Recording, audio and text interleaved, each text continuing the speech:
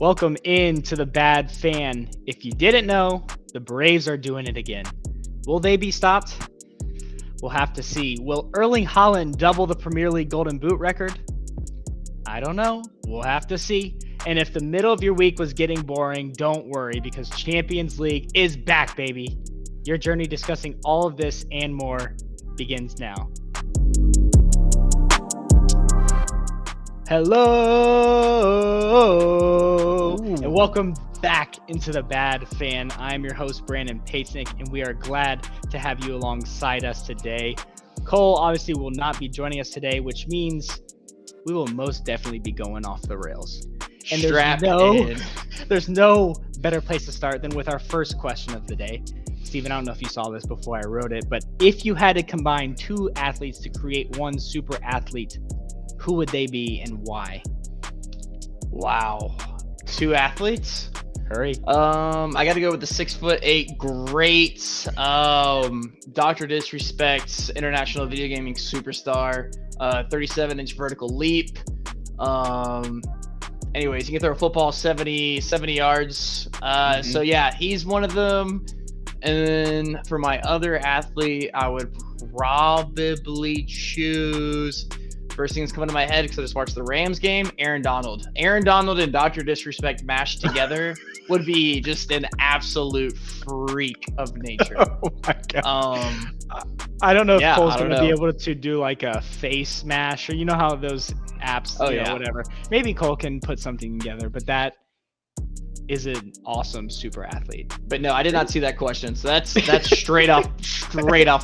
Straight off the rails. Well, getting back to the sports world, we are going to begin today's journey with the famous Braves. Can you start us off, Steve? Oh my gosh. Yes, the Braves sweep the Mets. They reach 100 wins for the first time since 2003. That's a huge deal. The Braves right now, they are currently 1.5 games ahead of the Mets, but sweeping the Mets on Sunday put them 2 games alone in first place.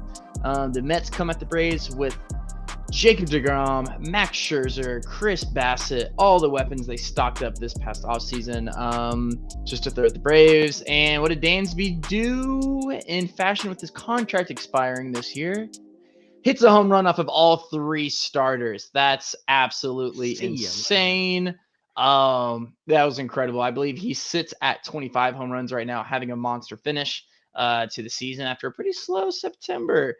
Kenley Jansen shuts up the haters with 3 consecutive saves. This series had it all. It was beautiful. Kenley Jansen, by the way, leads the National League in saves at 40 and is one behind for the MLB lead in saves. Wow. So actually 40 saves. Number 1 is Tyler Chase for the Cleveland Guardians at 41 saves. Jansen with a 3.43 ERA. So haters gonna hate, but Jansen's gonna close the game on 7 pitches, and that's what he did on Sunday night against the New York Mets, to just send the New York media into a frenzy. Did you see that guy? Oh man, what was it? It was probably before the All-Star break that was like, the NL East is over. I don't even want to give him the time of day because it was so annoying. But you saw that? Yeah, I saw the clip. I think it was with like SNY Sports too, so it's pretty funny. Yeah, well, it obviously wasn't over. And it's actually still not over. The Braves could slip up. They lost to the Marlins tonight when we were recording. I believe the Mets game got postponed, didn't it? Yes, the postponed against the Nationals. So right now the Braves sit 1.5 games ahead of the Mets. The Braves are going to have to get swept by the Marlins, and then the Mets are going to have to sweep the Nationals. And I know we just talked about making statements at fact, but that was during the All-Star game. We have 3 games left of the season, 2 games for the Braves. All barring like a random turn of events, the Braves have won their 5th straight National League East Division Series title, so that's awesome. And the bats are getting hot just at the perfect time. I mentioned Dansby had kind of a slow September. So did Matt Olson and Austin Riley. Olson also hit 3 home runs in this Mets series alone. Riley goes deep off Jacob deGrom. I mean, this series literally had everything. It was incredible. You got to see the Mets' 3 best pitchers. You got to see the Braves bullpen.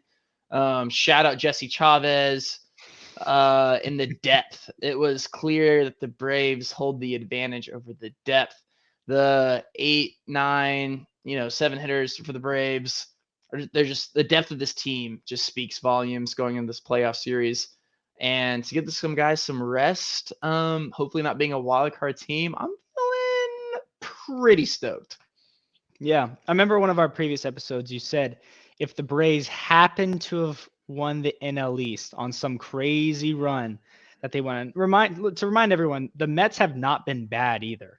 They've been a very good baseball team all year. It's just that the Braves really took it from them, to be completely honest. They just sort of went into a different gear after the All-Star break and seemingly are going to win the NL East, which is crazy to say. Steve, with this series that was just played, I mean, it felt like a playoff series. Like we said, it had everything. The atmosphere in Atlanta was incredible. What are your expectations for the Mets? I'm not sure who they're going to end up playing. You probably know, but what should Mets fans be looking forward to as they go into this postseason? Here's the thing. The New York Mets, they're landing still on a team that is going to the playoffs with Scherzer, deGrom, Chris Bassett, Edwin Diaz in the bullpen, Pete Alonso, Brent Lindor. Like, these guys don't just go away just because they lose the division. So if you're a Mets fan, you're still playing October baseball. Relax. The Braves, like I said, best regular season record so far since 2003. 19 years it's been since the Braves have snapped off 100 wins. So it's one of those situations where the World Series is not won during the regular season. The overall record does not guarantee you the title. You can ask the Dodgers all about that, just with one title in the past 20 years, really. So, so it's, legends are born in October, right? Expanded playoff series. And the Mets find themselves probably, it depends. The NL East could be sending 3 teams to the playoffs, with the Phillies trying to hold on for another wild card spot, which is wild. Yeah. So it depends what these next couple of days shake up to be. But if I'm a Mets fan, I'm excited. I'm expecting to, honestly, the expectation still has to be go to the championship series for the National League.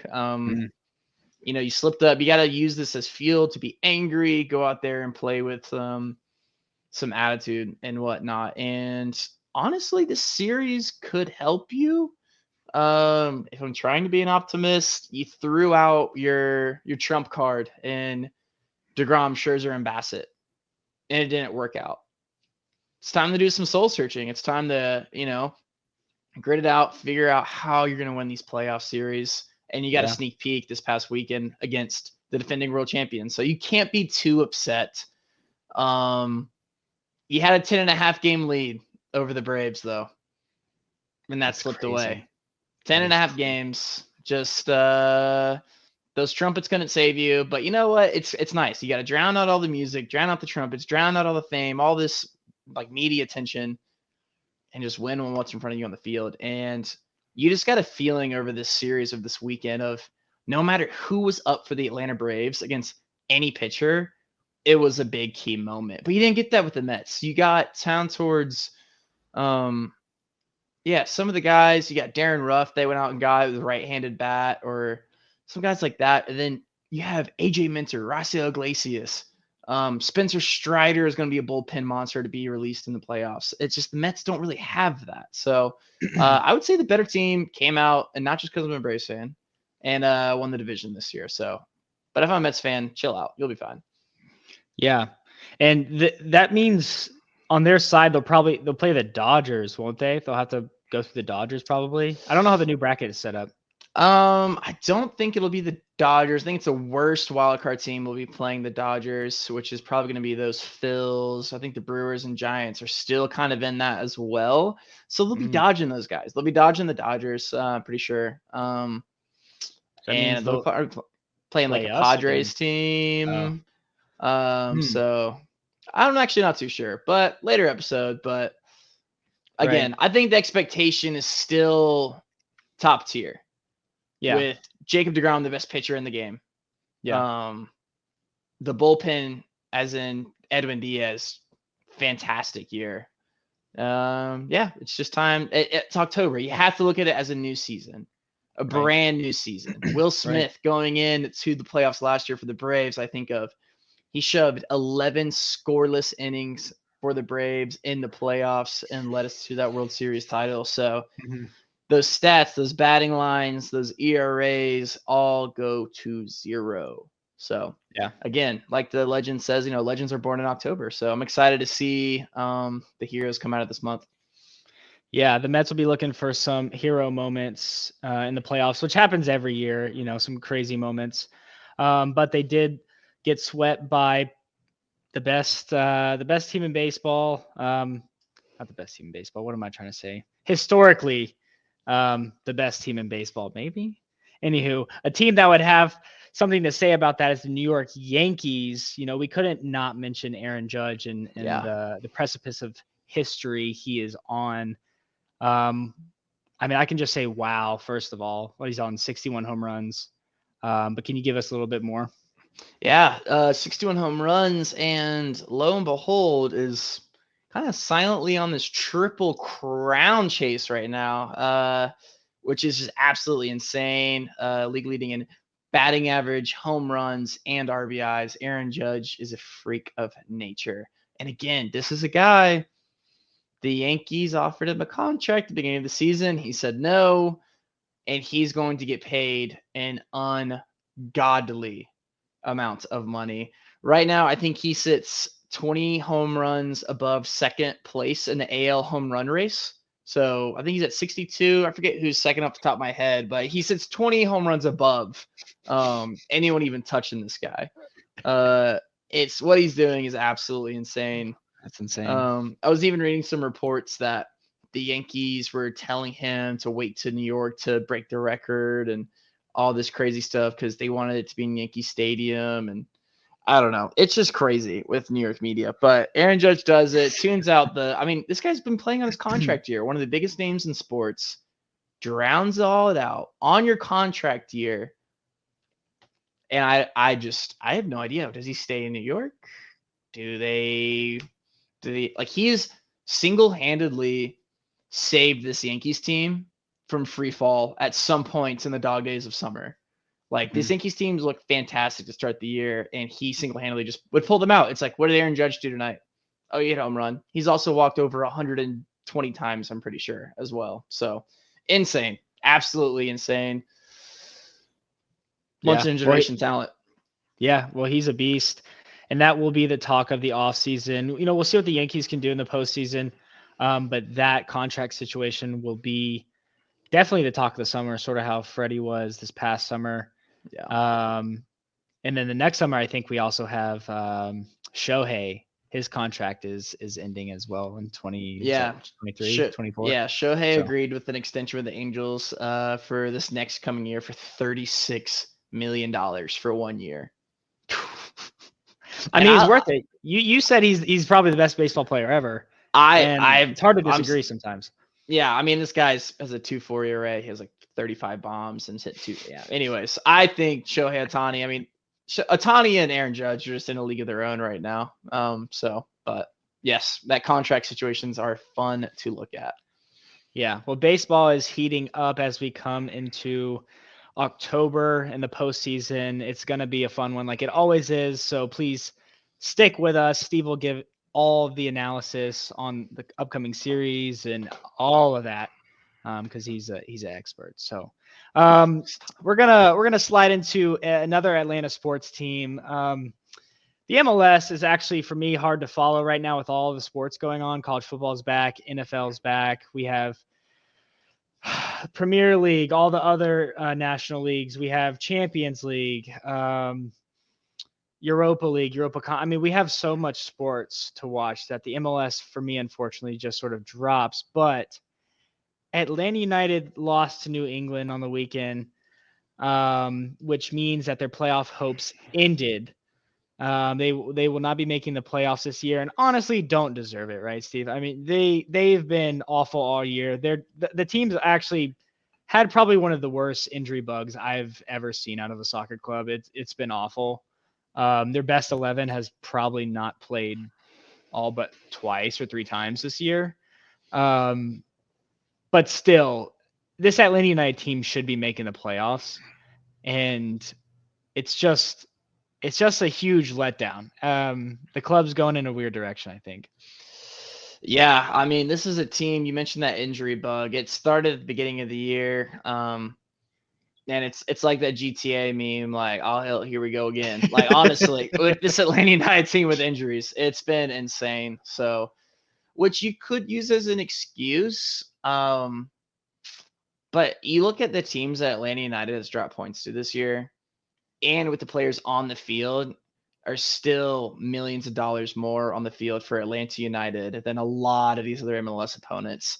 And the rest of the league, like, doing some, like, looking at some Reddit pages and whatnot, Atlanta United is kind of like this spoiled brat that came into the league with Tata Martino, Miguel, all these crazy players, won the league in 2 years, and now has a lot of money on the field, goes out, biggest MLS transfer with Gonzalo Martinez when he came by, and then now Thiago Almada and Ezekiel Barco, spending all of this money, and I'm finally at the point where I'm like, for what? I love the big signings, but it's not working out. Atlanta United just underperforming the entire year. We don't deserve to go to the playoffs, but they rattle off a couple results, and I got my hopes up. I was texting Brandon, and Brandon would try to bring me back down to earth and grab me by my ankles. He's like, "Hey, man, it's not happening this year." And result is deserved. Josef Martinez scores. Goal of the year, maybe, potentially. It's got to be in the conversation. Almost like a half volley bike. I wouldn't consider it a full bike, but yeah, it wasn't right over the head, but it was sort of. It wasn't right over the head. Served in off the corner. The 3/4 for a pitcher? Yeah. What is his leg?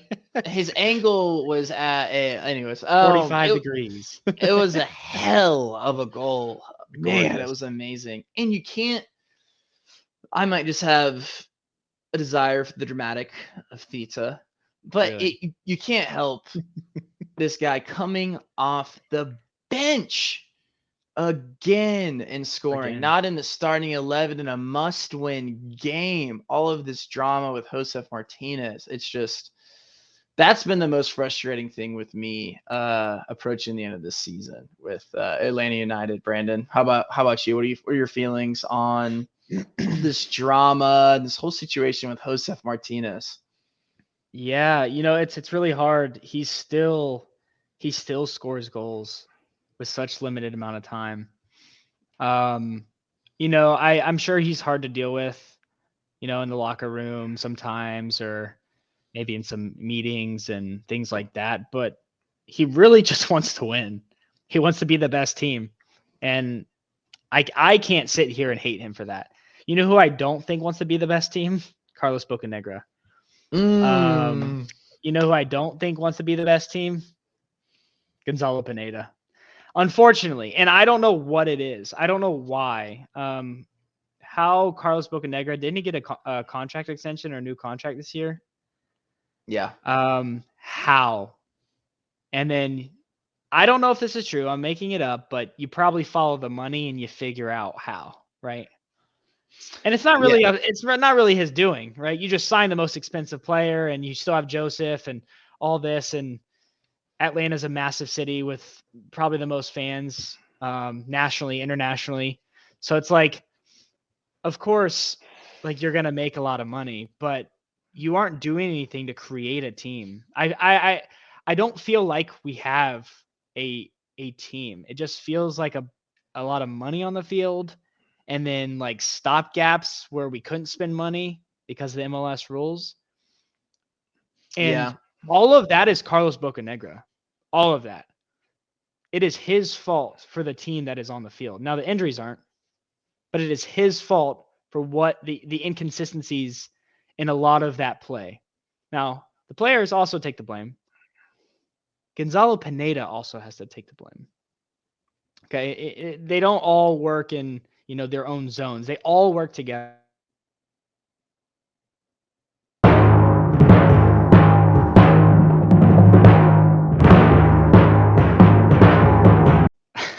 Sorry about that. I'm not sure. I think my internet went out, but Nice.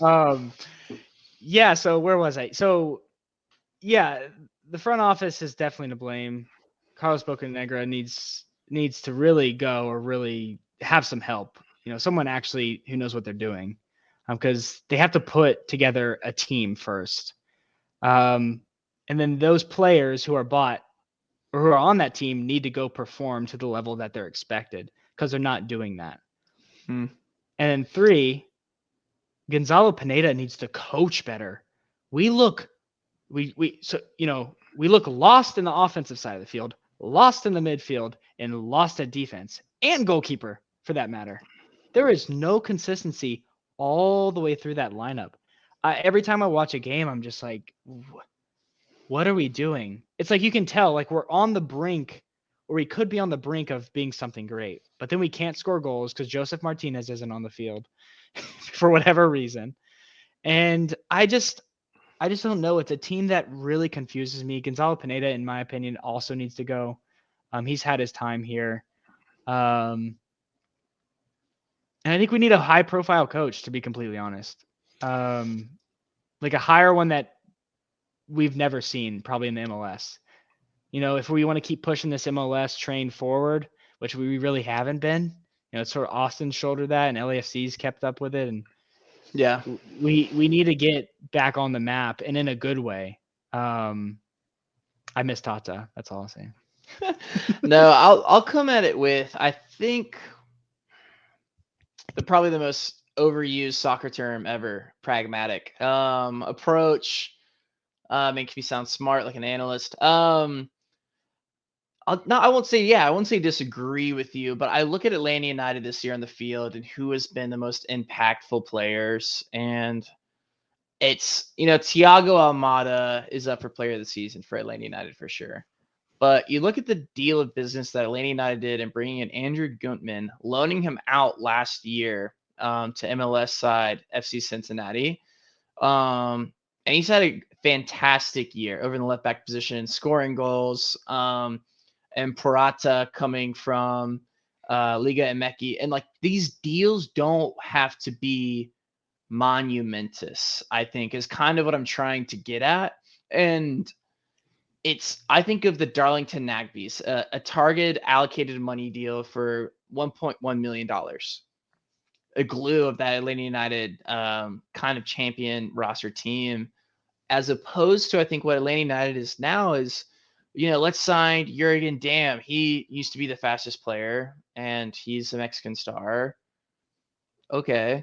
And it's these weird, you need to have a consistency, a kind of a balance to your squad of maybe your big splash signing, Thiago Almada. Like, Atlanta United still own the rights to Ezekiel Barco on loan right now at River Plate. Like, we still technically have him, and we have Josef Martinez and all these different, we have Luis Araujo, like, super fun signing. I love Luis Araujo. Amazing. I'm not going to say, I wouldn't dare say there's a problem, but I think it's the money behind the signing. I think in the thought process behind these kinds of signings are like, oh yeah, let's go get a guy that just won the French league, even though, like, and he's been very good on the field, but we're paying, in my opinion, Atlanta United's paying top dollar for MLS level productivity out of a guy like Luis Araujo. And I'm sorry, that might be a hot take. There's moments where on the ball, he's better than anybody on the field and 1 trillion %, but stats and facts kind of don't hurt your feelings. Like, don't care about your feelings at the end of the season. And at the end of the day, you have MLS salary level, non-designated player. Like, what would it look like to have a guy like, I don't know, like Paulo Areola or Tito Villalba or whatever it is. Not a guy that's going to go out and expectation to get 15 goals, 10 assists on the year, but to just do his job. And maybe you keep the Barco, maybe you keep the Josef and you get Almada. Does it look different? I don't know. But I think Atlanta United has to do some soul searching, honestly. Pineda's already confirmed to stay at the club. That's a statement set out by Atlanta United that Pineda will be the coach for Atlanta United next year. They have said that, and the rumors tend to be on where is Josef going to go? Is this finally the battle that Josef loses? He won it against Frank de Boer. He won it against Gabriel Heinze. But is he over it? Is he over it as a player? He wants to start. He's still showing that he can score goals. And at the end of the day, it's kind of, if you don't want me, if you're not going to play me, I wouldn't put it past Josef Martinez to go somewhere else. So it's kind of a scary point right now at this club of what's going on. Like we signed Guzan to an extension, which was cool, I guess. I don't know. There needs to be a shift, and Robinson going down with an Achilles injury, and just all these injuries can't be understated. However, Atlanta United, I think, is best to me when you have the guys that are playing in their positions, like an Eric Remedy, Darlington Nagbe, a Guntman this season cannot be understated how important he was to this club, and stepping up after George Bello leaving to Germany. So I don't know. I think I'll leave it there for my own take on Atlanta United. It's going to be interesting. I do agree though with you, Brandon. I don't know if Pineda's the guy. I would love to bring in a coach, but it's like, who do you bring in? Got to make sure he fits the club. It seems so hard, and that's where you go back to your heat on Bocanegra, right? Like, get it right. Like, it's the scouting. It's the, Darren Eales is gone now too, and so it's going to be a very interesting time for Atlanta United to see how we navigate player salaries, MLS rules of wages and stuff like that, and see where this club can be. But expectation has to be playoffs this next year. I don't care. Like, I can't honestly right now. I can't even think of next year. This offseason has to be not even a huge offseason. It just has to be team building. There's been inconsistencies all across the board, like we've laid out. And if Gonzalo Pineda is the coach and stays, that's totally fine by me. But then you have to back whatever system he's trying to implement, right? Yeah. Soccer is a system game. It's not really like a player game anymore. And the MLS has gotten to a standard, a relatively high standard, from where it used to be. It used to look like high school soccer. To now, it's like you can't just put the best players on the field and tell them to go. Like, you have to actually come up with roles, with tactics, and Gonzalo Pineda gets out coached almost every game, and it doesn't. I don't know. Just the chemistry is not there, and then obviously players are underperforming, and then results aren't going. It was an awful year for Atlanta United. But let's turn the page. Let's hopefully leave some optimism there. We have still one of the best teams on paper in the MLS. If Gonzalo Pineda can get his system implemented, whatever that is, he's had a year and a half now to do so, which is hard. It's crazy that just came out of my mouth, and I'm actually thinking, wow, he's been here for that long. Yeah.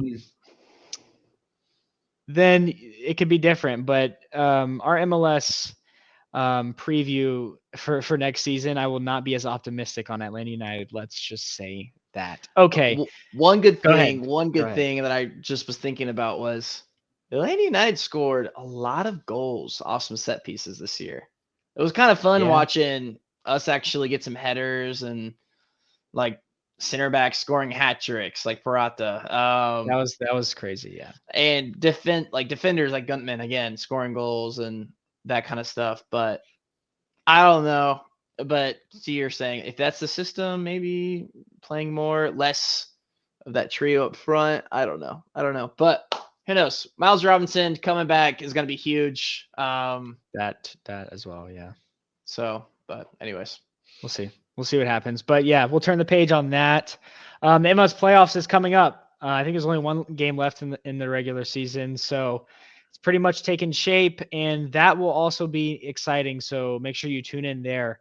All right, now we move into the Champions League, the champions, and really, it's an amazing time. We're still in the group stages. This is game week 3, I believe. And there's probably one storyline. I mean, there's a lot of storylines, but one storyline that really stands out to me. And it sits with Chelsea.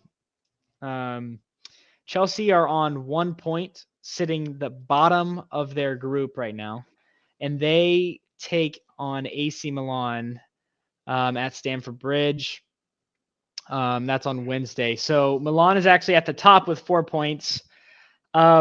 Steve, is there massive pressure for Chelsea to get their first win on Wednesday? No. I don't think so. If there was, you wouldn't have fired Thomas Tuchel. Sorry, I'm going to go back to that. Graham Potter, I'll say there's pressure on to see something positive out of the Chelsea side. I think they're hoping for a draw, a win, being realistic. We're still early on in these group stages, making the second rounds. I'm playing everybody in their group. I still think Chelsea will be okay. I think they'll make it past the group because I just can't see them not. But you got to get a draw. If you lose at home, you said it's at Stamford Bridge. It's against a team in AC Milan that's top of the group right now, a very good team. So you can't be too down, but you have to see some positives. You need to see a plan, and if you lose, it's kind of expected, honestly. But I would say Chelsea's looking for a point. I don't know your thoughts on that. I think there's massive pressure. Less so on the coach, but more on the team to put in a great performance. And whether it's ugly or pretty, it doesn't really matter, to just get their first win. And with a win, depending on the results, they could go top of the group. So, because it is still early on, but Chelsea's a team that usually runs the groups. Never really sits the bottom. So I think there's a lot of pressure here. And honestly, ever since the beginning of the year, they have not played consistently well. So and they should have tied this weekend if it was, or maybe not tied, but I think the result could have been a lot different, and we'll get into that later. But I really do think there's massive pressure for these players to go get a win, and I'm not sure who's gonna go out there. Yeah. Graham Potter has a lot of questions still. Still has a lot of questions about this Chelsea team. And honestly, Graham Potter, with his tactical flexibility, you just never know what he's going to do. Whether that's a good thing or bad thing, not for really me to decide. But I do think it's I think they have to win this game, and it would be a good statement win for them as well going forward. They need to start picking up momentum, especially if they want to get further up in the Premier League, and really want to have their hopes on going deep in the Champions League this year. Yeah, it would be great, but like you said, it's still, I don't know. Like you said, if they win, you said they could go top of the group. That's how early we are. I mean, we're in panic mode. It's the Chelsea standard, though, man. They're trophy, and they're not looking like it at all. Well, you just fired a guy that won you the Champions League again. I can't. I'm still calling me a little bitter. It just doesn't. I think that's where my head immediately goes to. Well, it's probably not pressure, because if they cared, then they wouldn't have fired the guy that won this tournament for them. Right. But anyways, yeah, on the players though, for sure. Everybody trying to impress that new manager and find their starting spot. Like you said, still curious who's in that starting 11. Yeah. So we will see on Wednesday how that turns out and who turns out. Should be a fun game. Probably the best game as well out of this week 3.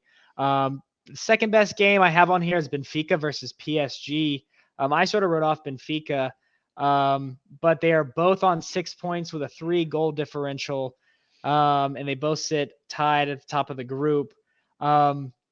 do we expect PSG to put their stamp on the group with a big win here, or is it us downplaying Benfica again?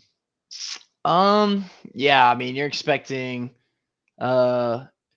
manager, club, strategist, transfer head of scouting, and the best player on the team, Kylian Mbappe, to put a stamp on this game. The guy that is Mr. PSG. So, yeah, I mean, that's the expectation. It always is for PSG. It's the kind of the joke that never gets old of Champions League. So go out. Doesn't matter.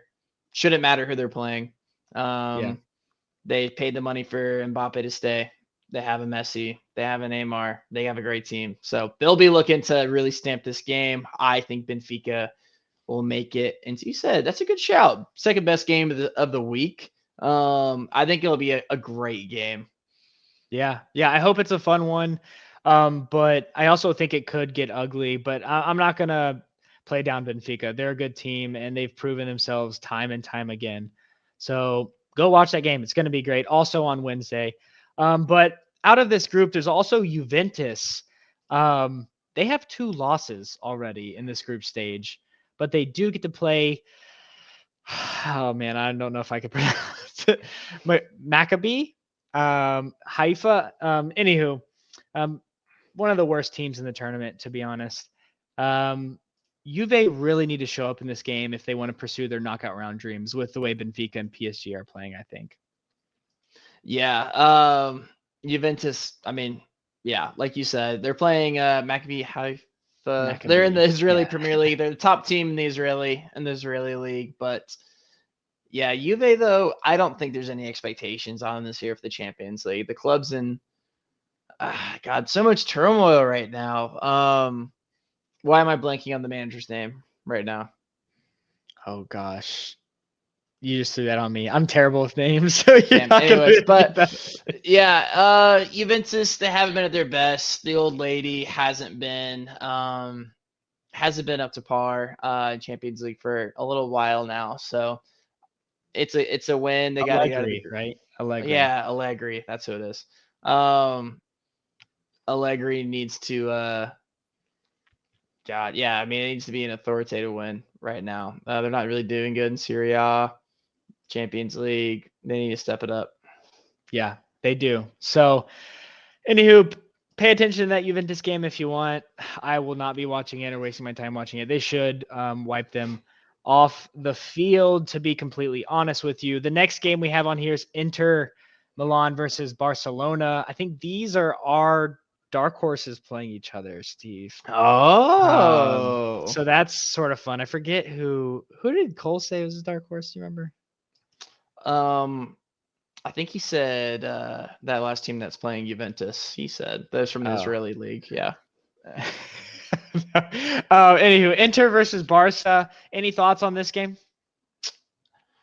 You know, I'm high on Barcelona. It's going to be a good game. Barcelona sits atop of the La Liga right now. Well, I guess they're tied on points right now with Real Madrid, but have the goal differential. So Barcelona, Xavi, let's get it together. Make me look smart. I guess last year, right, repping the Real Madrid jersey. But it's going to be a great game. Inter Milan, solid team as well, looking to prove themselves. So it's going to be huge after Barca, seeing how they bounce back from that disappointing Bayern loss in the Champions League.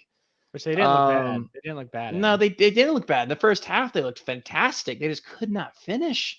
I think Barcelona comes out here and wins the game, maybe by a goal or two. I think they have a couple of injuries right now with Koundé out of the team. Seems like international break always strikes with some injuries, but I still think that they can go out there because they're putting on Gerard Piqué probably on the field in this team. And that guy's also been there and done that. So it's going to be a great game. Yeah. Should be fun. Probably the third best game of the week. Some other games in the Champions League to pay attention to. Marseille versus Sporting. Those two, I think, sit atop of that group, I want to say. No, actually, Sporting's in first. Marseille's last. Fourth, I think. Yeah. That's why I put that game on there. Should be good, though. Both teams have played pretty well I think Marseille is sort of unfortunate to be at the bottom, to be honest. Club Brugge sitting atop of their group. They play Atletico Madrid. That'll be an interesting matchup. Frankfurt hosts Tottenham. Any comments there? Oh man, I feel like I'm in a glass case of emotions when I watch this team. We'll get into it. Save it. We'll get into it. I'll just It's gonna be great. Ajax plays Napoli, who also sits atop of their group. That should be a fun one. That's gonna be a great game. Napoli's flying, man. They are looking so good in the Champions League. They'll be looking to keep it going there. And then the last one, maybe to pay attention to, maybe not. Sevilla versus Dortmund. I think they both sit in the middle of the group. I'm not entirely sure, but it's early on. All these games matter. That's the fun of the Champions League and tournament style football. So turn a game on when you have time. The middle of your week will not be boring, and I promise you that. Okay, Premier League time, okay? This weekend in the Premier League, maybe not the best weekend for soccer. It was okay, but there were some crazy results. A couple derbies we're going to get into, and we're going to start with a massive one. The Manchester Derby. Manchester City, I don't know if there's a word for it in the English language. There probably is, but killed Manchester United. I mean, this scoreline doesn't even really do the game justice. Man City won 6-3.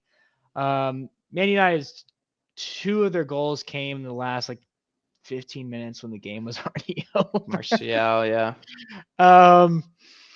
But yeah, I mean, there's a double hat trick for Manchester City, which you don't ever see 6 goals all that often, but a double hat trick is insane. Haaland, of course, scoring one of them. I mean, he's an absolute machine. He's up to 14 Premier League goals this year, which is crazy. I think he's on pace for 66 Premier League goals. That's over double the Premier League Golden Boot record.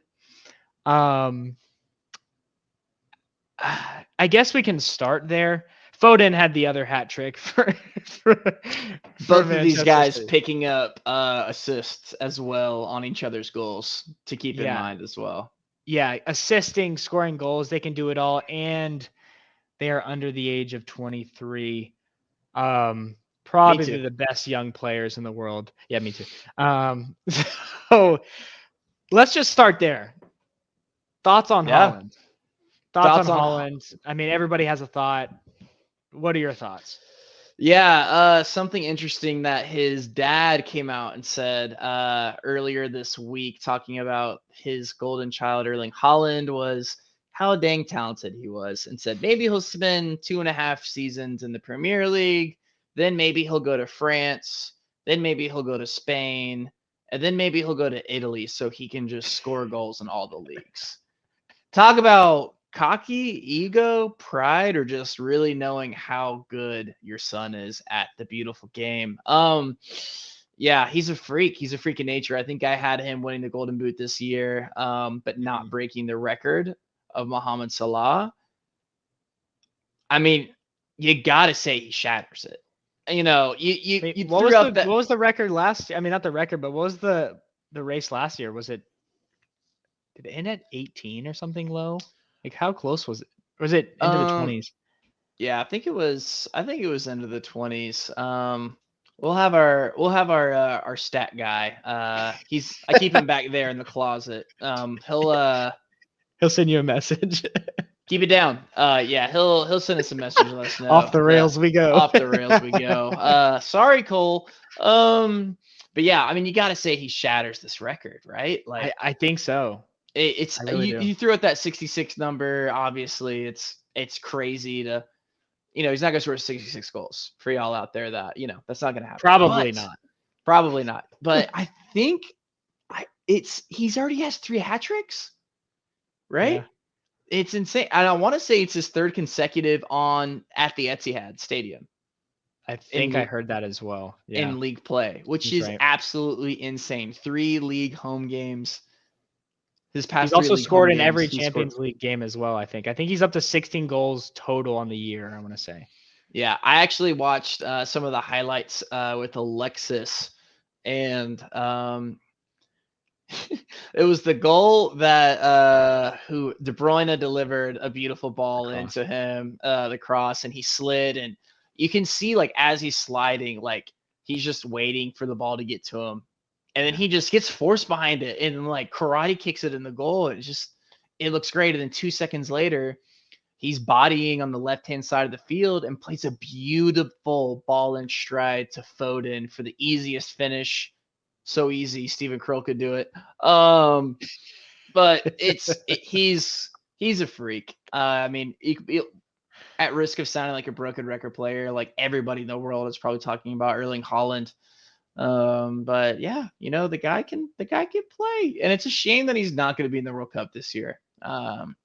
Seeing him play with Norway, it really is a shame. So, but yeah, you could even say that's more of a reason to think that he's going to score domestically for his club. So, yeah, it's hard to think of a team really stopping him. He's just so good. I really hope he doesn't get injured, man. I just really hope this will be his busiest season yet. And the injury bug does hit teams, man. So we'll see. But I really hope it doesn't hit him, because he is just a joy to watch. I don't know if I've ever been this excited about a player that's not on my team. Absolutely phenomenal. But their team's full of them. I mean, like we said, Foden, the kid can do everything. Young player of the year 2 years in a row. De Bruyne, I mean, the pass to Haaland, I don't know if he even looked up. I think he just sort of put it at the back post, and Haaland was like, yeah, I'll be there. Just unreal. And even Grealish, he had to answer a lot of questions. He hadn't been really playing well, not really producing much. Not looking great in this Pep system, but this weekend was different. He was different gravy against Man U, and he'll be hoping that continues. I'll just answer this question. Was this Man City at their best? Yes. This was Man City at their best. Probably not giving up 3 goals, which I'm sure will drive them crazy to know that they give up that many. But in the highest scoring Manchester derby, Manchester City's offense, at least, was best in the world, I think, easily. It was really good. And I just got a buzz in through my comms, through my stat guy in the closet, over the Golden Boot race last year. Mo Salah and Heung-min Son were tied on 23, and then it was Cristiano Ronaldo with 18, and Kane with 17. That's where I got 18. So what does that mean? He's 11 away. By the way, Harry Kane scored 17 goals last year and was 4th place in the Golden Boot race. Erling Haaland already has 14 goals. Harry Kane has 7 goals, is second right now in league for scoring. Erling Haaland has 14. Anyway, a lot to look forward to there. And quickly, I just have another question before we get into Tottenham. What can Manchester United take away from this game, Steve?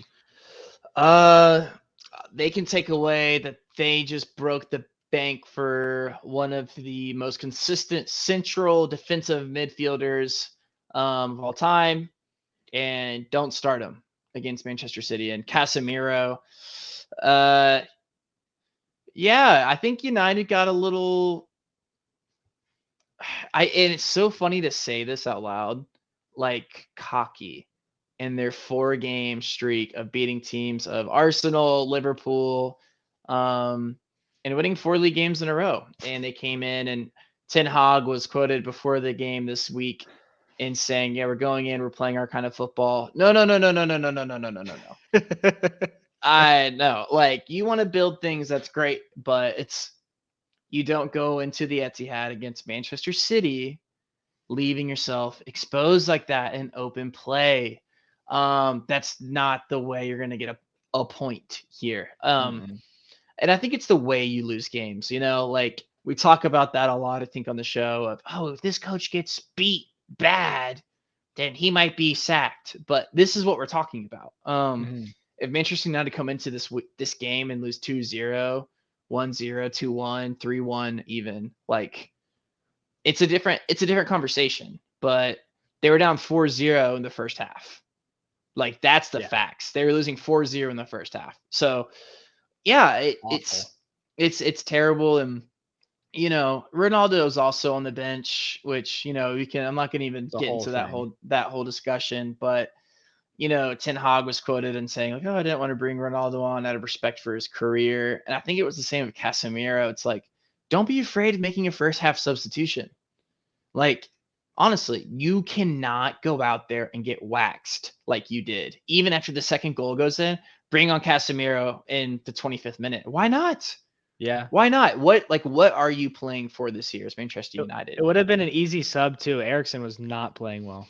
Yeah, it would have been an easy sub. But you think Eriksen's going to love the guy. Great story. But no, doesn't belong in the field against Manchester City. It just doesn't. There's no reason not to start Casemiro. But I'm not going to get super dim. This is the Manchester United coming back down to earth. You won 4 league games. We talk about how early it is in the season. And I will say, like, although they were garbage time goals, though, like Anthony, fantastic goal. Gorgeous. Absolutely beautiful goal from open field. 30, 25, 27 yards out. Curler, beautiful. Martial buries a penalty. And something I even like about Martial was he wasn't celebrating. He was pissed off too. And I think that's good for Manchester United. Like to get a goal scorer pissed off that, that he didn't even find himself at this team last year. He was away on loan. So maybe Martial's this guy for Ten Hag up top. I mean, I don't know. You still don't know where Rashford plays. So it's Manchester United just has to get some consistency. And they were going with the if it ain't broke, don't fix it mentality. Sure, coming into this game against Manchester City, but I think it just exposed them entirely that, okay, no. Like, let's go back to the drawing board. How am I going to actually shape and mold this team to beat better opponents than, Liverpool, who's been terrible this year. And they beat Arsenal, credit to them, but you can't drink your own Kool-Aid because then everybody else is just screaming from the outside looking in. You're like, oh, what's going on? We're getting results. But it's all about the bigger picture, which I think Ten Hag is learning very quickly about the Premier League. And that's what I was going to say. I think it was quite naive from him. I get, playing the same lineup and try to build consistency like that, but it was naive to say the least. But moving on, the North London Derby ended 3-1 to Arsenal. But really, for me from this game, the red card ruined it, Steve, didn't it? It was a great game of football, honestly. Scoreline was 3-1. First half was it was great. I was texting Cole and our friend Kyle Norton. I woke up because it was the early game at 7:30. I woke up and in like the 20th minute, and Harry Kane was taking a penalty, and Tottenham was down 1-0. And I was like, oh my God, okay, that was my cup of coffee that morning. It was a great first half, but yeah, that red card really kind of killed the game off. Tottenham kind of threw in the towel and made some subs, and yeah, disappointing to see from Emerson Royale. Over the right back position, and he might have found himself even after a suspension, not in that right back position. Yeah, and I know you brought him up a couple times before in the pod. Interesting player, very interesting player. I actually don't think it was a red card, but if it's made on field and that's what that's what he says on field, and there's not really enough to tell him to go to the monitor and overturn it. It's just I think you were saying earlier, it's out of principle. A stupid tackle like that, you make the ref make a decision, and just sort of went that way. But yeah, like you were saying, it was a really good game. I think it was 1-1 at half, if I'm not mistaken. Yeah. Early second half goal by Arsenal. They go up 2-1. God, Partey. It was a banger of a goal. It was amazing. Yeah. And it's the red card. I was really interested to see how Arsenal was going to close out that game, being up 2-1 against a really good opponent in Tottenham. Both up there at the top, and they will be all year fighting. Could Arsenal hold out against a veteran? Can you say veteran Tottenham team? I mean, they got a lot of older guys on there who've played a lot of games. Yeah. Played some big ones too. Played some big games. So I was interested to see that, but unfortunately, we didn't get to see it because of a stupid red card. Yeah. Any other thoughts there? Yeah, I mean, I will say, like, talking about players, seasoned veterans on Tottenham, Hugo Lloris with a very, very That was an awful mistake too. a very bad mistake. Just Christian Romero playing the ball back to him and Lloris anticipating it, but the ball just going underneath Lloris and Jesus with the tap-in goal. Like, the momentum just shifted. And when you're giving up goals like that, you can't do that against an Arsenal team that I've been saying since the very first week of the Premier League season that this team is good. And I even said I wouldn't be surprised if they finished above Tottenham this year. This team's really good. Lloris with a bad mistake, and then Emerson Royale, right, with the mistake as well. It's a discipline thing. You can't do that. And it can't be this way under Antonio Conte. And I have full faith in the manager to fix it because that's what Conte does. However, it's lapses in concentration. Lapses in concentration that cost the goal. And Emerson Royale, I was saying before the pod that my dad would say in baseball, watching TV, like, oh man, that's just a strikeout on principle, or he's out on principle. And I think that's what the referee was kind of thinking, like, what are you doing? So, and it was a good game. You saw some bright spots from Tottenham going on the counter. It's kind of what we do. But I will say we were kind of in that holding shape on that first goal. So much space around Thomas Partey just to take that one time. It was a beautiful strike, but I think Tottenham will build on the loss. I'm not worried about the team. And Arsenal's still firing. I mean, I think Manchester City is going to win the league this year. But, people are going to start talking about, instead of which North London team going to be in the top four, and start talking about both teams being in the top four and who's dropping out in the likes of Chelsea and Liverpool. So, yeah. It'll be interesting. Like you said, you can't make those mistakes in these big games or they will cost you, and it costed Tottenham on the day. Speaking of Liverpool, Liverpool look very shaky at the back and can continue to do so. Leandro Trossard for Brighton scores a hat trick in a 3-3 draw, actually. So I guess Liverpool's scoring goals again, but can't defend well. That was a sort of fun game. Our boy Miguel Almiron, Miggy, scores a brace, and one of the goals of the season will end up being probably one of the goals of the season. I don't know if you saw it, Steve, but it was absolutely incredible. In the Newcastle 4-1 win against a man down Fulham. I think they got a red card in the 8th minute, I want to say. It was very, very early on. But Mitrovic goes off injured. I haven't heard any reports on what that is looking like, but we can really only hope for the best because the Premier League is better with him in. I think he's third right now in the Golden Boot race. And he's going to get to 18. Like, did we say 15 or 18? 18. I don't remember. He's going to need to be healthy. So hopefully that's all right. Leicester City today, the day we're recording, blew by Nottingham Forest 4-0. Alarm bells for Nottingham Forest, I think. We don't really have to talk into it, but they did not look good, and they did not look a team, and they're not a team because they're a brand new team because they signed 26 players. So a lot of gelling that needs to happen there, obviously.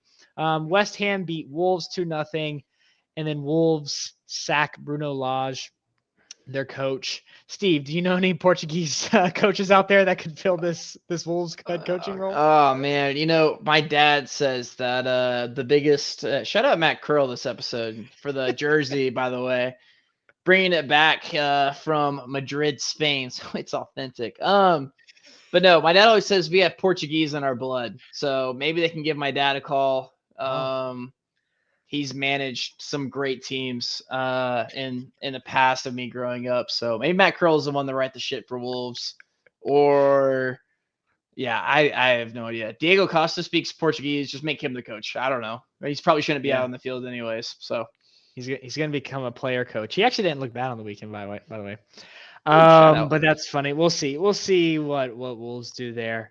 And then back to Chelsea. Chelsea win through the magic of football. Former Crystal Palace loanee and player of the season for them last season scores a banger in the 90th minute to win the game 2-1. That is Conor Gallagher I'm speaking of, by the way. I just realized I didn't say his name. It was a beautiful goal, and only soccer could write that type of story. But there's a lot of controversy in this game. And another poor refereeing decision. I'll let you take that away. Really changed the game. Did you see this? I think I sent it to you. I did not. I was busy pouring lattes this past weekend.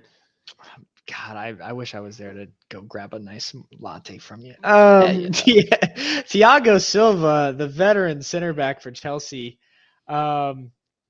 gets sort of jockeyed off the ball, falls down, expecting the foul call, and reaches out multiple times to grab the ball away. While Jordan Ayew, if the ball wasn't touched by two hands, would have been in on goal. I think they're about 30 to 40 yards out. So it would have been, a little distance covered, but he was in and he would have had defenders sprinting after him. Let's just say that. Clear chance on goal, or chance to go to goal that Thiago Silva handballed. It's one of the most clear red cards I think you could give. I don't know. Let us know your thoughts down in the comments, but I saw and I was confused. I was baffled about how it wasn't a red card, to be honest. Absolutely baffled. But nowadays with VAR and referees, especially in the Premier League, do you ever really know what they're going to do? Do you ever really know? I don't think you do. I just can't wait for you to be coaching a Little League soccer team out there and just handing the referee on the field like a stick and some glasses. Like, okay, like these are obviously for you because, gosh, I mean, it's going to be amazing. But they should be invisible, Steve. They should be invisible. I love it. I love it so much. Anywho. I believe you. I don't even need to watch it. I believe you full-heartedly. Good, because you should, because it was ridiculous. But yeah, hopefully one day they'll get VAR right and maybe have a station in London that reviews all the plays, and it's the same people every week that are expert rules analysts like we do here in America. Still get them wrong time to time, but might be better that way. To wrap us up today, though, Steve, we have the Premier League preview for these next week of games. I only put 3 on here because there's really only 3 good ones. Yeah. Probably, I don't know if this is the best one. These are 3 good ones, 3 good options. Brighton versus Tottenham. What are your thoughts? Brighton's a good team. Don't sleep on them or you will lose this game. Tottenham, they have not missed a beat since Graham Potter has left. We saw what they did to Liverpool. So Tottenham's defense, confident in. Lloris needs a good game. Don't know what we're going to do at the right back position. So that'll be fun. Heard we might have a Perisic on the right, Sesson Young on the left. So that'll be interesting. But yeah, looking to build some confidence. Yeah. I think Tottenham will win this game. But I think they're close on the table, aren't they? Is it Brighton 3rd, Tottenham 4th, or maybe the other way? I think they're right there. Yeah, right now it's Tottenham is at 3rd on 17 points, and Brighton is in 4th on 14 points ahead of Chelsea, Manchester United, and Liverpool. Go Brighton, baby. Go Seagulls. Wow. So it's a big game for both these teams if they want to keep sticking up there. I think Tottenham will win, but maybe a draw, maybe a fun draw. That's not what Tottenham wants, but it's at Brighton. Anything can really happen. Arsenal versus Liverpool. Now this massive game. It's at Arsenal. I don't really know where to begin other than Arsenal are consistently very good. They will not lose. And Liverpool have been super inconsistent and shaky all over the field this year. I I don't know what to do. I'm not going to bet against Liverpool because that just feels wrong. That just feels weird. I can't really do that. But I do think Arsenal will win. I really do. Yeah. I think it'll be 2-1. I can't see Liverpool not scoring, but I hope it's fun. I hope it's the most fun game in the weekend. Yeah, talking about a stamp on a game. I think if Arsenal comes out here and wins by a couple goals, yeah. I mean, two things. It's Liverpool panic mode, and watch out, Arsenal could win the league or come in second place this year. So it's gonna be a great game. I got Arsenal winning. Very comfortably at home. That place is no joke to go and play. Yeah, I mean that's a great shout too. It's one of those games that's hard to predict. But yeah, I think the media will start to change if Arsenal go win this game especially big, like you're saying. The media will start to be like, it's not a 2-horse race with Liverpool and Man City anymore. It's gonna be Arsenal, Man City, and that would just be crazy to see that sort of.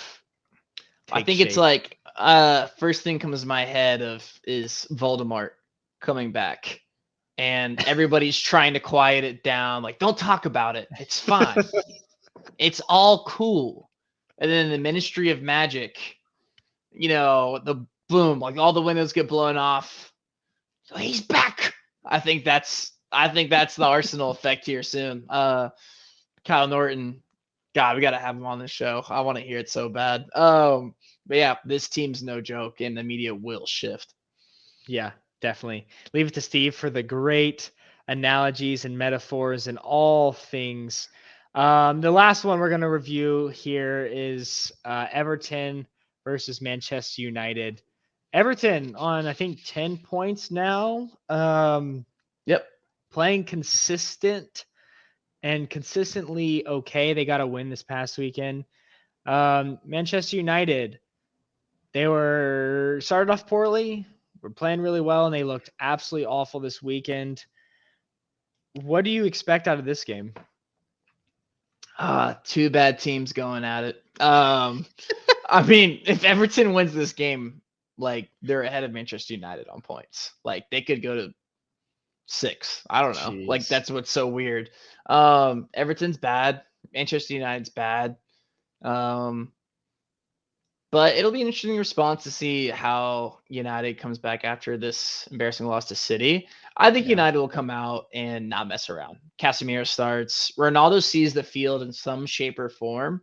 And Ten Hag gets the result. So I think it's a must. I think it's it's not a must win. That term's used too much, but it's very important bounce back game for the Red Devils at this point in the season.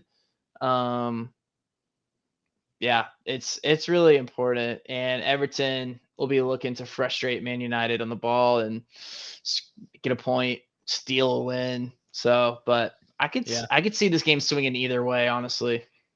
Yeah, I'm right there with you. It's at Goodison Park, so it's at Everton. I mean, you never know. Frank Lampard's definitely going to want to frustrate the Red Devils, and I think they can do it. It's hard to say I have much faith in Everton to do something well, just from what they've shown us the past year. But they're playing consistently and quietly consistently. So that one should be a fun one. Manchester United, again, will be looking to bounce back. Who starts up front? Is it Ronaldo? Does Ten Hag give him a go? Or are they sticking with their consistent lineup? Who knows? Maybe Casemiro doesn't even start. No one knows, but we will see this weekend. And it's going to be fun. It's going to be fun. Sports are fun, aren't they, Steve? Yeah, sports are fun. I'm going to go watch Atlanta United this Sunday with my dad. And last game of the year. Last game of the year. Wish it had higher stakes on it, but it doesn't. But it's just gonna be a good time. Good day out. We just love sports. That'll be fun. Well, tell Matt I said hey, and that we talked about in this podcast. But that really about wraps things up for today on the Bad Fan Support our coverage of postseason baseball, the Premier League, and all other sports news by becoming a Bad Fan today. All you got to do is subscribe to the channel. And if you want to stay updated every time we post, please click the bell below this video. If you liked what you heard today, drop a like and a comment. We want to hear those thoughts. And those likes really just make us feel good inside, don't they, Steve? Yeah, they just really warm my belly. Warm and cozy. Right? Just like a nice glass of apple cider with the cool, brisk air. I thought you were going to say a bowl of chili. But last but not least, interact with us on Twitter and Instagram with your biggest reactions. You can find those links in the description of this video. Again, I've been Brandon Patesnick. That's been Stephen Curl. And we will see you in the next one. Peace. Peace.